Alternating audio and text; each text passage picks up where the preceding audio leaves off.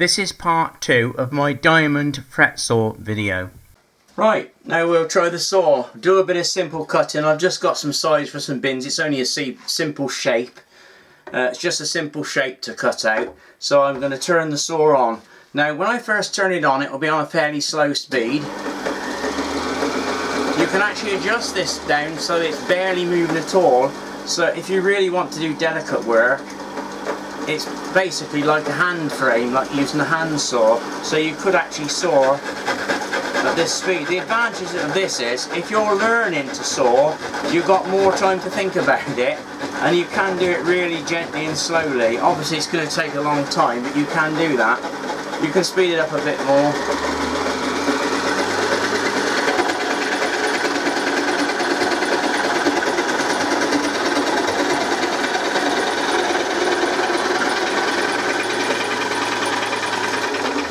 Now obviously when you get more accomplished at it, you do it at a much faster speed. But that is useful to have it going very slow if you're doing delicate work on thin wood, because it will rip through so quickly normally that you'll have a job to control it. Especially if you're a beginner, once you get used to it, it's not so bad. So what I'm going to do, I'm going to turn it up a bit faster and cut through this. You'll notice it is a lot noisier than the Hegner saw. One of the main reasons for that, of course, is this has a series wound carbon brush type motor, universal motor, whereas the Hegner does have an induction motor, which is a lot more expensive to produce and very much more complex to have a speed control on it.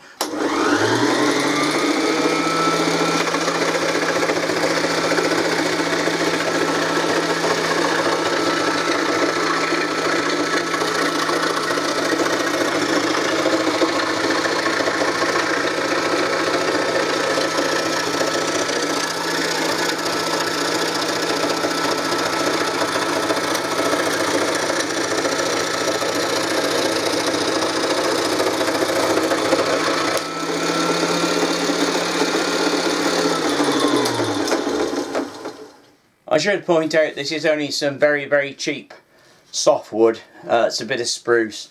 It's not ideal for fretwork. It's alright for what I'm making, but it's not very good. A fret saw isn't the ideal saw for cutting long straight lines. You can do it, but it is more difficult, and it will tend to follow the grain of the timber, especially in this softwood. You can do it, but it's not as good as a wider blade like a bandsaw. What I'll do in the next shot, I'll take my hands off the wood a bit and you can see what happens, how it clatters up and down, because it can be a bit alarming actually when you're new to it.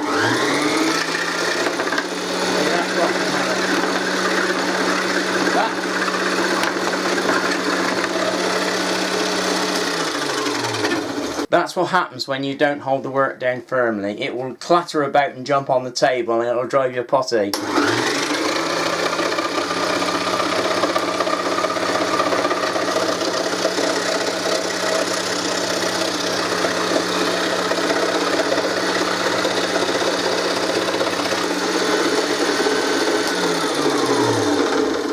You'll find it'll cut much better against the grain than with the grain. It's always difficult to follow a straight line along the grain because the saw will tend to try and follow the grain of the timber, whereas across it'll cut much smoother and better. Anyway, that's how it works. One thing I should say about using a fret saw or scroll saw is that you will break blades. They will break, and when they do, it almost gives you a heart attack. So don't be alarmed if a blade breaks and you jump out your skin, because I've been doing this for many years. Since I was a lad of about 12, I've been using fret saws. Not power machines, obviously, because they weren't about when I was a lad. But even on the A1 machine, or even on a hand frame, when a blade breaks, it does make you jump. And when you're using one of these machines, it makes you jump even more. You can be sat there quietly sawing away happily, and bang, the blade goes, and the arm shoots up for safety reasons. And it gives you such a shock you nearly fall off the chair, and it never fails to shock me. I don't know anybody who can sit there and not be affected by it. It is really scary. So don't be alarmed when you do break a blade, because you'll break plenty. When you're using a very coarse blade like this one, you won't get many problems. You'll hardly ever get one of these will break because they're so much stronger. But when you start using these very thin blades like this one, which is a double O blade, you will find that they will break, and it will make you jump.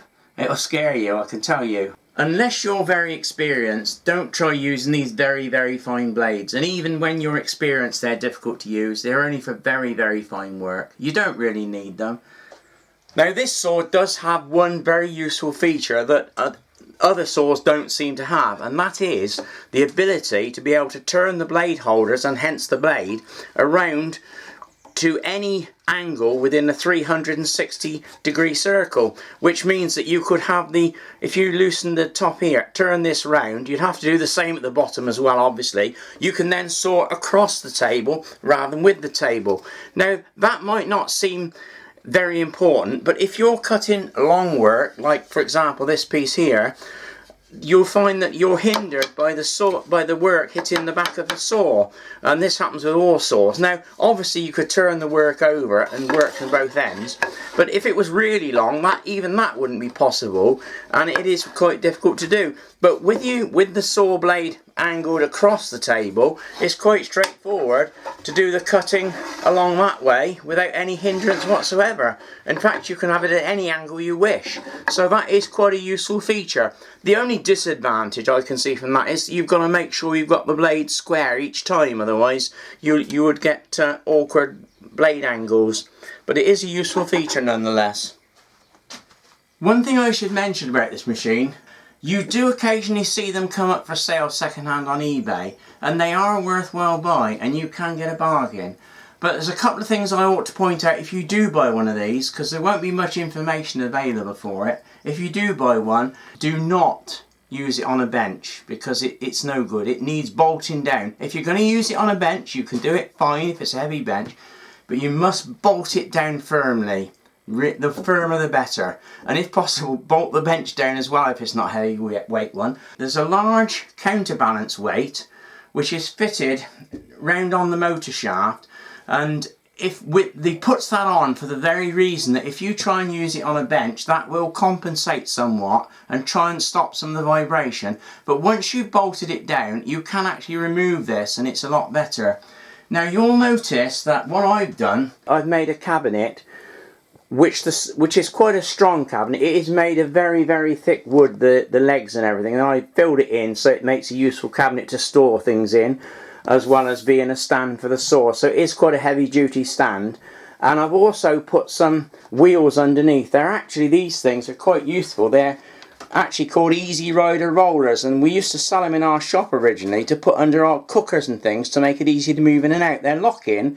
At the moment they're in the position where you can push the thing in and out, and then when you've got it in position you just flick the levers around and it locks them, so that does make a difference. But once it's bolted on that stand, then it behaves itself and you've got control over it. But do not try using it on a bench loose, because it will go mad. One question I'm often seen asked about fretwork or scroll saw work is, do I stand or should I sit? Well, it's entirely up to you really. It depends what you're doing, I suppose. Some people stand and some people sit while they're doing the work. Generally speaking, if I'm in and out of my workshop and I pop in here to do something, I'll just come in and get my work, turn the saw on. I'll just stand up here. I can't find the switch now. Switch it on. It's wild, that grain is. Notice what happened then.